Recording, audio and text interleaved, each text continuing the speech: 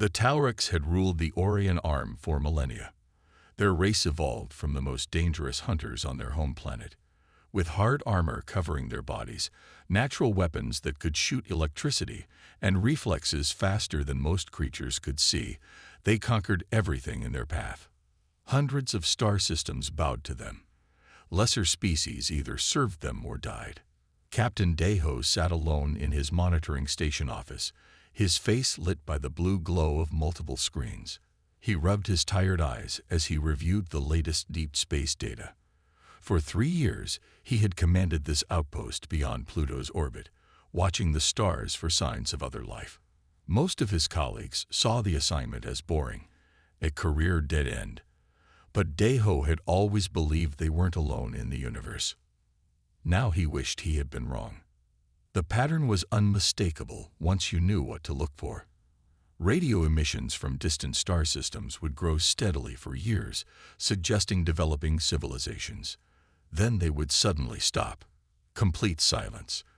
At first, he thought it might be natural disasters or self-destruction. But the pattern moved across the galaxy in a clear direction, toward Earth.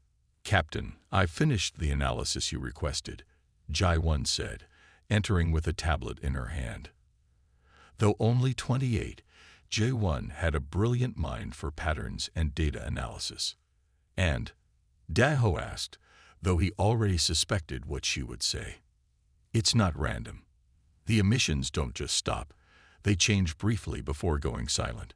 Always the same sequence." She handed him the tablet.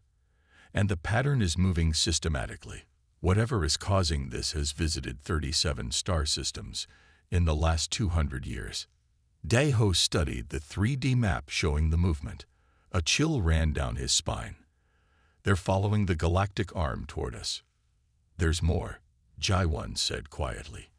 "I found fragments of transmissions from the Kepler 438 system before it went silent 3 years ago. Our computers finally decoded parts of it." She tapped the screen to play the message. A distorted voice spoke through static in an unknown language, but the fear in it needed no translation. Behind the voice, sounds of explosions and screams filled the background. The message cut off abruptly. "How far is Kepler 438 from us?" Deho asked. "At their current pace, whatever did this could reach our solar system in less than 5 years." Deho stood up and walked to the viewport. The endless stars no longer seemed beautiful. They now held a hidden threat moving inexorably toward Earth. Humanity had barely reached beyond their own solar system. They had no real defenses against an enemy that could wipe out entire civilizations. "We need to send everything to Earth Command immediately," he said. "And Jai-1, include your personal assessment. You saw the pattern before anyone else." "They won't believe us," she said. "Remember what happened when you reported the first anomalies? They said it was equipment malfunction. This time, we have more proof." He straightened his uniform. "If we're right, humanity needs every minute of warning we can give them."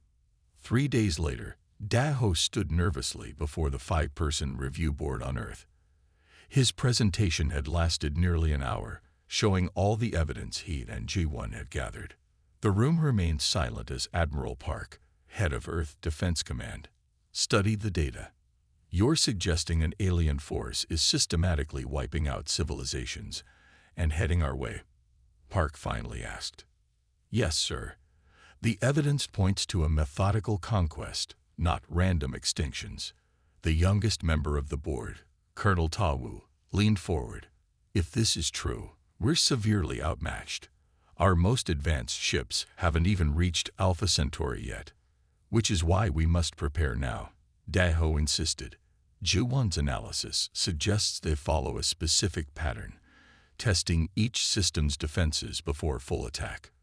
We might have time to develop countermeasures." Admiral Park shared looks with the other board members. "Captain, your report is concerning. I'm authorizing immediate resources to verify your findings.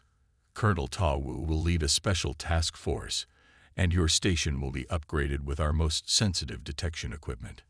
And if we confirm your theory," Park continued, his face grim, "God help us all." Within 6 months, Daho's remote station had transformed. Its staff grew from 12 to over 100. New detectors extended their range deeper into space. G1 now led her own team analyzing incoming data. Earth had quietly begun preparing, building defense systems and weapons while keeping the public unaware of the potential threat. Then came the signal that changed everything. At 3:47 hours, deep space scanners detected an unusual energy signature just beyond Neptune's orbit. It matched no known natural phenomenon. 3 unknown objects moved through the outer solar system at impossible speeds. "They're here," Daho whispered as alarms blared throughout the station. Earth launched its first contact vessels, ships designed to appear peaceful but carrying hidden weapons.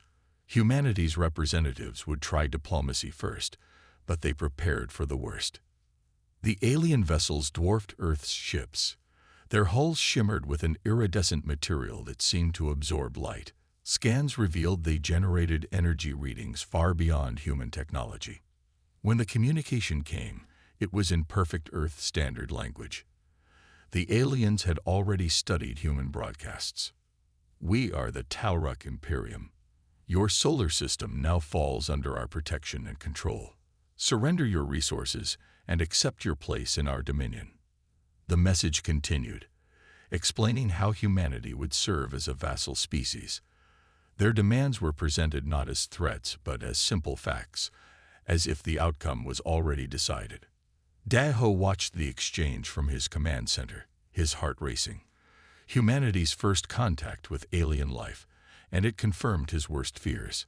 "They're so certain we'll submit," Ji-1 said, standing beside him. "They've done this dozens of times before." "Yes," Daho replied quietly, "but they've never met humans before." As the diplomats stalled for time, Earth's military prepared in secret. Daho's years of warning had given humanity a small chance, not to match the Taurok's power, but perhaps to surprise them with unexpected resistance. The Tauroks had conquered hundreds of worlds. They believed themselves unstoppable. But on a small blue planet orbiting an ordinary yellow star, a species they considered weak was preparing to challenge the galaxy's apex predators for the first time. The Taurok scout fleet emerged from hyperspace at the edge of the solar system.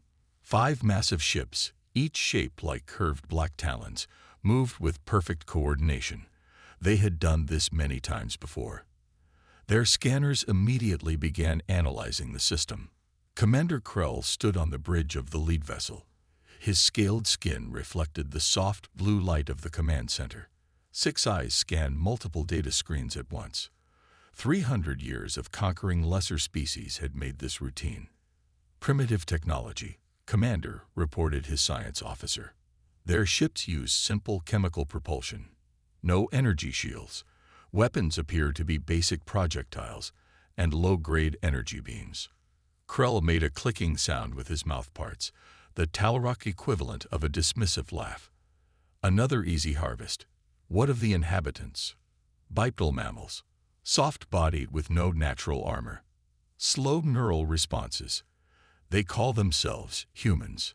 This pleased Krell. Soft species were easier to process as resources. His ship's computer already calculated how many human workers they would need and how many could be converted to food or fuel. "They have detected us," his tactical officer announced. "Several small vessels approaching. Defensive posture. Standard protocol," Krell ordered. "Destroy something important, but uninhabited. Let them understand their position." The Taurok vessels easily located a mining station on one of Saturn's moons. With casual precision, the smallest Taurok ship fired a single energy beam. The station erupted in a brilliant explosion that lit up the methane atmosphere of Titan, a demonstration of power that had broken the will of dozens of species before. Aboard the Earth defense vessel Dauntless, Admiral Tawu watched the destruction of the Titan mining outpost on his view screen. His face remained calm, but his hands gripped the arms of his command chair tightly. 53 workers had been stationed there, now just atoms scattered across Titan's surface. "They're sending a message," he said quietly. Communications Officer Sunma looked up from her station. "Sir, we're receiving a transmission. They're broadcasting on all our frequencies. Put it through." The screen filled with the image of Commander Krell. The alien's 6 eyes blinked independently. Mandibles clicked as it spoke in perfectly translated Earth Standard. "Humans of Sol System. We are the Taurok Imperium. Your technological level makes you suitable for Level 3 integration into our domain. Surrender your vessels and prepare for occupation. Your species will be preserved as a resource. Resistance will result in planetary sterilization." The bridge crew stared in horror. Sunma's hands trembled at her console. But Towu had been preparing for this moment for years, ever since Captain Daho's first warnings. "Open a channel," the Admiral ordered. When Sun Li nodded, he spoke clearly. "This is Admiral Towu of Earth Defense. We request peaceful negotiation and cultural exchange." The alien commander made that clicking sound again. "Negotiation is not required. Your position is already determined. You have 1 planetary rotation to begin surrender procedures." The screen went dark. "They're advancing toward Mars," "Admiral," reported the tactical officer. "Formation suggests they expect no meaningful resistance." Taiwu stood up. "They've studied our technology, but not our tactics. Implement Operation Shadow Dance." Sun Le looked at him with concern. "Sir, our ships can't match their firepower." "We don't need to," Tawu replied. "We just need to surprise them." Commander Krell was puzzled. The human vessels should have retreated after the demonstration, but instead, they were moving into an unusual formation. Their 5 largest ships positioned themselves in a pentagonal pattern, while smaller vessels took positions between them.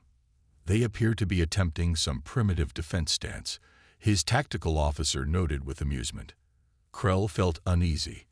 In 3 centuries of conquests, prey species typically responded in one of 2 ways: immediate surrender or disorganized, emotional attacks. This measured response was unusual. "Approach with caution," he ordered. "Full scans continuously." As the Taurok ships moved closer to Mars, the human vessels suddenly accelerated, not toward the Tauroks as expected, but in a complex spiraling pattern that separated, then reconnected their formation. The maneuver served no obvious tactical purpose. "What are they doing?" Krell demanded. "Unknown, Commander. It appears to be." The tactical officer never finished his sentence. Proximity alarms shrieked as sensors detected multiple small objects emerging from Mars orbit. While the Tauroks focused on the visible human fleet, dozens of stealth mines have been magnetically attached to the Taurok ships' hulls by tiny drones. The explosions were not powerful enough to breach the Taurok armor, but they disrupted the ship's sensor arrays temporarily. In that moment of confusion, the human vessels executed another maneuver, diving beneath the Taurok formation and firing precisely targeted weapons at previously unnoticed weak points in the alien ship's propulsion systems. "Impossible," Krell roared as his vessel shuddered. Their scans couldn't have identified those vulnerabilities. But they had. For years, Earth scientists had been studying distant observations of Taurok attacks on other systems. They couldn't match Taurok technology, but they had prepared extensively with the limited information available. "2 of our vessels have reduced maneuverability," reported the increasingly alarmed tactical officer. "The humans are using our formation against us, forcing our ships into each other's defensive fire lanes." Krell could not believe what he was seeing. No species had ever responded this way to first contact with the Taurok fleet. These humans fought not with the desperation of prey, but with the calculated precision of hunters. On the Dauntless, Admiral Tawu watched his plan unfold. Earth's ships were taking damage, severe damage, but they were following his instructions perfectly. "Maintain Phase 2, he ordered. "All ships execute solar flare protocol on my mark." Sunma looked up from her station. "Admiral, the Taurok flagship is targeting us specifically." "Good. Their learning were not what they expected." Tawu allowed himself a small smile. That's the first step in changing the rules of their game. As the human fleet continued its intricate dance around the more powerful Taurok vessels, Tau activated a private channel to Earth Command. The Tauroks expected prey, he reported. They found something else. Request permission to proceed with Phase 3. The response was immediate. Permission granted. Show them humanity fights back. The Dauntless shook violently as a Taurok energy beam grazed its hull. Warning lights flashed across the bridge. But Admiral Tau remained standing, eyes fixed on the tactical display. "Mark," he said calmly. All Earth vessels simultaneously released specialized electromagnetic pulse devices designed specifically based on observed Taurok technology. As the devices detonated, the Taurok ship's systems flickered momentarily, just enough time for the human fleet to reposition for their next move. Aboard his flagship, Commander Krell realized something unprecedented. These humans were not just fighting back. They were forcing the Tauroks to adapt to them. For the first time in centuries of conquest, the apex predators of the galaxy found themselves in unfamiliar territory. The real war for Earth had just begun. 3 weeks after first contact, the Tauroks had expected to be processing humans for resource extraction. Instead, they found themselves in the longest initial engagement of their conquest history. Their mighty fleet, originally just 5 scout ships, had called for reinforcements. Now 15 Taurok warships surrounded Earth, yet victory remained elusive. Commander Krell stood before the Supreme War Director, who had arrived with the reinforcements. The War Director's dark exoskeleton bore the marks of 100 conquests, making Krell look small by comparison. "Explain your failure," the War Director demanded. "These primitives should have fallen in days." Krell lowered his eyes. "They fight differently, Supreme One. They appear weak individually, but their coordination is unlike any species we've encountered." "Show me." Krell activated the battle display. It showed human ships using tactics that made no sense by Taurok standards. They sacrificed valuable assets to protect seemingly unimportant positions. They retreated when they should attack. They used their planet's magnetic field and solar radiation in ways the Tauroks had never seen. "Their ships are primitive, but they modify them after every encounter," Krell explained. "Each time we adapt, they counter-adapt faster." The War Director clicked his mandibles in irritation. "Then we will not adapt. We will overwhelm. Prepare the planet cracker weapon." Krell hesitated. "Supreme One, if we destroy the planet, we lose its resources. Better to lose resources than allow others to witness Taurok defeat," the War Director hissed. "Begin preparations." On the far side of the moon, deep within the Lunar Command Center, General Hejun studied the holographic display of Earth's defenses. The massive underground facility had been built in secret years ago, after the first warnings from Captain Daho's Deep Space Station. Now it served as humanity's military headquarters. Hejun's weathered face showed the strain of weeks with minimal sleep. At 62, he was the oldest active general in Earth's unified defense forces. He had studied every major military strategy in human history, from Sun Tzu to modern space warfare theory. Now he was writing a new chapter. "The Tauroks have called in more ships," reported his aide.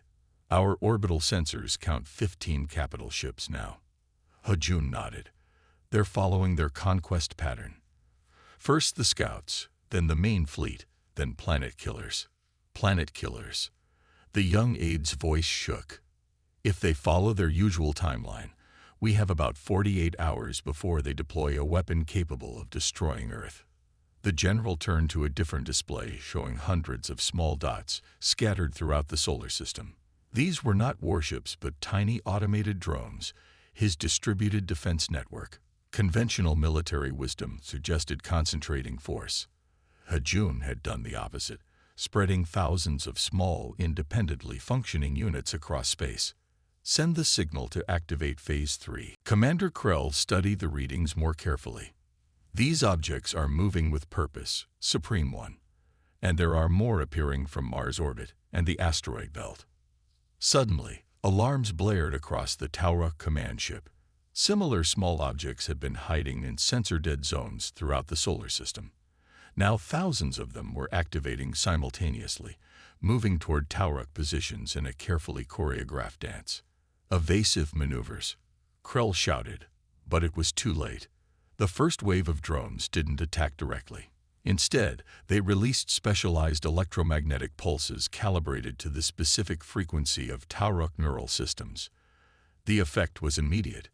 Across the Taurok fleet, warriors collapsed in disorientation as their neural pathways temporarily jammed. In that moment of confusion, the second wave struck. These drones carried more conventional weapons, precisely targeting the weak points in Taurok ship design that Yujin's team had identified. Engines failed, weapon systems overloaded, communication arrays shattered.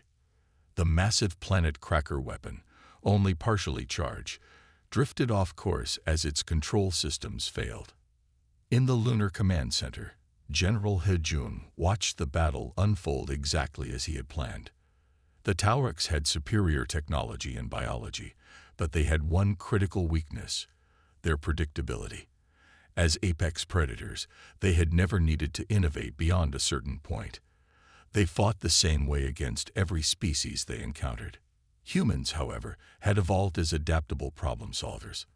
Where the Tauroks saw weakness in human physiology, humans compensated with cooperation and innovation. "The planet cracker has been neutralized," reported the tactical officer. 3 Taurok capital ships disabled. The others are attempting to regroup. Yujin studied the readings from the neural disruptors. The effect is working, but they're already trying to adapt. We won't be able to use this tactic again.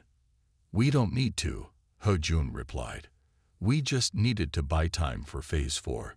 He activated a secure channel to Fleet Admiral Park, whose ships had been hiding in Jupiter's orbit. Admiral, the Tauroks are disoriented. Begin your approach. Earth's main battle fleet emerged from behind Jupiter, approaching the disabled Taurok ships from behind. They had one chance to strike a decisive blow before the Tauroks could recover. On the Taurok command ship, the Supreme War Director struggled to regain control of his body as the neural disruption faded. 300 years of conquest, and no species had ever managed what these humans had accomplished in minutes. How? He demanded of Krell, who was also recovering.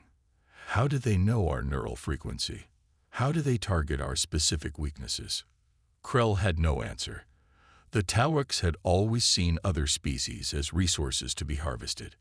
They had never considered that prey might study the hunter, might learn its ways, might find the predator's own vulnerabilities. As Earth's fleet engaged the disoriented Taurok ships, the tide of battle shifted. For the first time in the history of the Taurok Imperium, the apex predators of the galaxy found themselves on the defensive, facing a species that refused to accept its place in the cosmic food chain. The Tauroks had never faced defeat in their 1,000-year expansion, but the Battle of Earth changed everything. For the first time, they retreated to regroup. Their Supreme War Director returned to the Taurok homeworld in disgrace, while Commander Krell was promoted to war leader and given a mission: destroy the humans before they could spread their dangerous ideas to other species. For 6 months, both sides prepared. Humans built more ships and weapons, using knowledge gained from captured Taurok technology. The Tauroks gathered their full military might, hundreds of warships that had conquered 50 star systems. The decisive battle would not be fought at Earth. Human intelligence discovered the Tauroks planned to cut off Earth's first colony at Proxima Centauri before returning with overwhelming force. If they succeeded, humanity would be trapped in one system and eventually destroyed. Commander Mincio stood before the Joint Military Council in the underground war room beneath Geneva. At 35, she had already proven herself one of Earth's most brilliant tactical officers during the defense of Mars. The Tauroks will attack Proxima Centauri in 3 weeks, she told the grim-faced leaders. They're sending 300 ships. We can only gather 45 in time. Admiral Park shook his head. The math doesn't work. Even with our new technology, we can't defeat a force that size. Min Seo took a deep breath. That's why I'm proposing Operation Trojan. She activated a holographic display showing the interior layout of a Taurok command ship. Technical specialist Junho stepped forward to explain. He was younger than Min Seo, just 29, but had helped develop the neural disruptors that saved Earth. We've created a new virus that can completely shut down the Taurok's neural network, Junho explained. Not just temporary disruption like before, but a cascading failure that spreads through their bioelectric communication system. But we need to upload it directly into their fleet command ship's central computer. The room fell silent as everyone realized what this meant. You're talking about a suicide mission, General Hejun said quietly. Min Seo nodded. I will lead a small team to infiltrate the Taurok command ship during the battle. While their attention is focused on our fleet, we'll upload the virus. And how do you plan to get aboard their most heavily defended ship? Asked Science Director Yujin. Junho smiled slightly. We've modified a captured Taurok shuttle. As long as we transmit the correct identification codes, they'll think we're their own troops returning from patrol. For 2 hours, they debated the plan. The risk was enormous, but no one could propose a better alternative. Finally, Admiral Park gave his approval. Choose your team carefully, Commander, he told Min Seo. The fate of our species may rest on this mission. 3 weeks later, hidden in the shadow of Proxima Centauri's second planet, Min Seo sat in the captured Taurok shuttle with her 5-person team. Through the view screen, they could see the massive Taurok armada arriving, hundreds of black ships moving in perfect formation. They're so confident, whispered Junho, sitting beside her at the controls. They have no idea what we're planning. Min Seo studied his face. In the 2 weeks they had trained together for this mission, she had come to respect his brilliant mind and quiet courage. Neither of them had spoken about the likely outcome of their mission. There would be no return trip. Earth fleet is engaging, reported their communications officer. Taurok command ship is taking position at the rear of their formation. Min Seo nodded. Just as we predicted. Launch on my mark. Outside, the battle began. Earth's ships were heavily outnumbered but fought with desperate courage, drawing the Taurok's attention. Using the chaos as cover, Min Seo's shuttle powered up and moved toward the massive Taurok command ship. Transmitting Taurok identification codes, Junho said, his fingers flying over the alien controls. They're accepting. Docking bay doors are opening. Min Seo turned to her team. Remember, we move fast and quiet. We have 15 minutes to reach their central computer core before they realize we're not Tauroks. The shuttle landed in a massive docking bay filled with Taurok vessels. Min Seo's team wore modified Taurok armor designed to hide their human forms. They moved quickly through the corridors, following the map they had memorized from captured data. Twice they nearly encountered Taurok patrols, hiding just in time. The ship was enormous, with ceilings 3 times human height to accommodate the larger Taurok warriors. We're getting close, Junho whispered as they approached the central core. 2 more security doors. That's when the alarm sounded. Somewhere, their deception had been discovered. Run, Min Seo ordered. They sprinted toward the computer core as heavy footsteps echoed behind them. The final door loomed ahead, a massive barrier requiring Taurok biological authentication. I can bypass it, Junho said, connecting his device to the security panel. But it will take 2 minutes. We don't have 2 minutes, Min Seo replied as the first energy blast struck the wall beside them. She turned to the rest of the team. Hold them off. Give Junho time. What followed was chaos. The 3 other team members took defensive positions, firing back at the approaching Taurok warriors. Min Seo joined them, knowing they were outmatched but needing only to buy time. One by one, her team fell. Energy blasts tore through their armor. Min Seo took a hit to her leg, but kept fighting, her vision blurring from the pain. It's done, Jun-Ho shouted from behind her. The massive door slid open. Min-Seo turned to see Jun-Ho standing in the doorway, waving desperately. She fired one last volley and limped toward him, the last survivor besides Jun-Ho. They sealed the door behind them, but it wouldn't hold for long. The computer core rose before them like a massive glowing tree, pulsing with energy that controlled the entire Taurok fleet. Jun-Ho connected his device to the core. Uploading virus now. 60 seconds to complete. Heavy impacts shook the door as Taurok warriors tried to break through. Min-Seo checked her weapon, almost out of energy. Jun-Ho, she said quietly, if they break through before the upload finishes. I know, he replied, not looking up from his work. We can't let them stop the transmission. The door began to glow red as Taurok cutting tools melted through the edges. Min-Seo positioned herself between the door and Jun-Ho, ready for the final stand. 30 seconds, Jun-Ho reported. The door exploded inward. Taurok warriors charged through the opening, their mandibles clicking in fury. Min-Seo fired her last shots, taking down 2 before they overwhelmed her.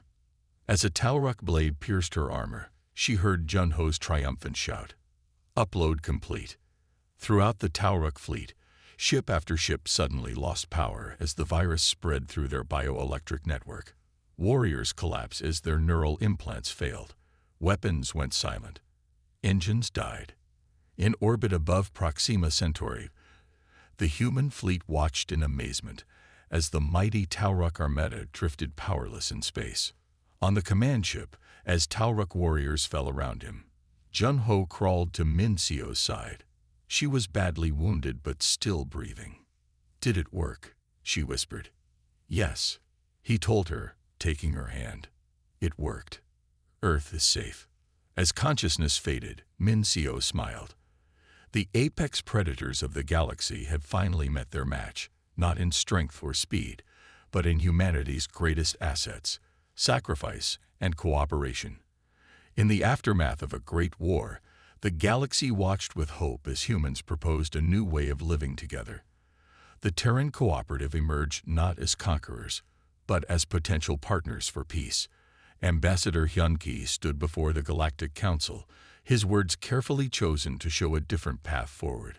Fleet Admiral Su-Min stood silently beside him, her presence a reminder of the recent conflict. But something unexpected caught everyone's attention. A Taurok named Jin-Woo, once an enemy commander, now sat among the delegates. His presence spoke volumes about the possibility of change. The council chamber was filled with representatives from dozens of different species, each watching carefully as the humans presented their vision. They proposed a charter that was radical in its simplicity: protection without control, cooperation without domination. Yoon-ji, a scientific attaché, shared a fascinating insight. Humans, she explained, were not born as warriors or conquerors. They were creatures who survived by working together, by understanding each other, by facing challenges as a united group. This was their true strength. Jin-Woo, the Taurok emissary, surprised everyone by supporting the human proposal. He spoke about how his own people had been trapped in a cycle of aggression, and how the humans had shown them a different way of existing. His words carried weight, a former enemy now becoming an advocate for peace. The other delegates listened carefully. Species that had been oppressed by the Taurok Empire saw hope in this new approach. Those who had been afraid of human expansion now saw an opportunity for genuine collaboration. As the council session ended, a new feeling spread through the room. It wasn't just about ending a war. It was about creating something entirely new. The galaxy seemed to hold its breath, waiting to see if this fragile hope could become reality. Hyun-Ki looked around the room, knowing that the real work was just beginning. Making peace was always harder than making war. But for the first time in generations, different species sought a chance to truly understand each other. The Terran Cooperative had done something remarkable. They had shown that strength wasn't about conquest, but about connection. They had proved that the most powerful force in the universe might just be the ability to see beyond differences and work together. As the delegates prepared to return to their homeworlds, a sense of possibility hung in the air. The galaxy was changing, and humans had played a key role in that transformation. Not through force, but through understanding.